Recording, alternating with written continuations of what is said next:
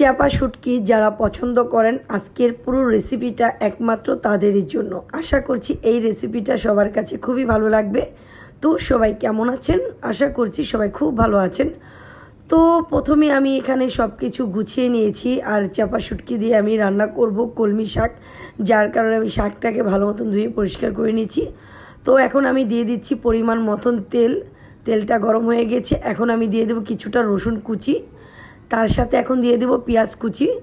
তো পেঁয়াজটাকে একটু ভালো মতন রসুন আর পেঁয়াজটাকে একটু তেলে ভেজে নিয়ে এখন আমি এখানে দিয়ে দেব 1 চামচের মতন লবণ, তার সাথে দিয়ে দেবো আমি 1 চামচের মতন হলুদের গুঁড়া, মরিচের গুঁড়া, ধনিয়ার গুঁড়া, আদা রসুন বাটা দিয়ে দিচ্ছি 1 চামচের মতন।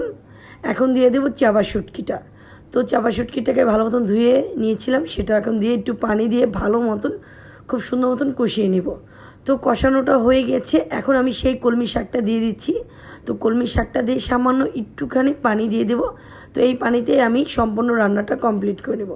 তো এখন আমি এটাকে একটু ভালো মতন নাড়াচাড়া দিয়ে একটু ঢেকে দিচ্ছি। তো এই তো ঢেকে দিলাম, আর এখন আমি একটু ঢাকনাটা তুলে নিচ্ছি। তো এই তো দেখতেই পাচ্ছেন পানিটা ছেড়েছে। এখন আমি কিছুটা কাঁচামরিচ দিয়ে দিচ্ছি। তো কাঁচামরিচটা দিয়ে এখন এটাকে একটু ভালো মতন নাড়াচাড়া দিয়ে আমি আবার এটাকে কিছুক্ষণের জন্য ঢেকে একটু ভালো মতন রান্নাটা করে নেব। তো এই তো মাশাআল্লাহ হয়ে গেছে চাপা শুটকি দিয়ে কলমি শাকের অসাধারণ একটি রান্নার রেসিপিটা। আশা করছি এরকমভাবে কলমি শাক যদি চাপা শুটকি দিয়ে আপনারা বাসায় রান্না করেন তাহলে এটা দিয়ে অনায়াসে 1 প্লেট ভাত আপনারা খেয়ে নিতে পারবেন। এই রান্নাটা এতটাই মজা। তো যাই হোক, আজকের এই রান্নার রেসিপিটা আপনাদের কাছে কেমন লাগলো সেটা অবশ্যই কমেন্টে জানাবেন। আজকের মতন ভিডিওটা এই পর্যন্তই। সবাই সুস্থ থাকবেন, ভালো থাকবেন। আল্লাহ হাফেজ।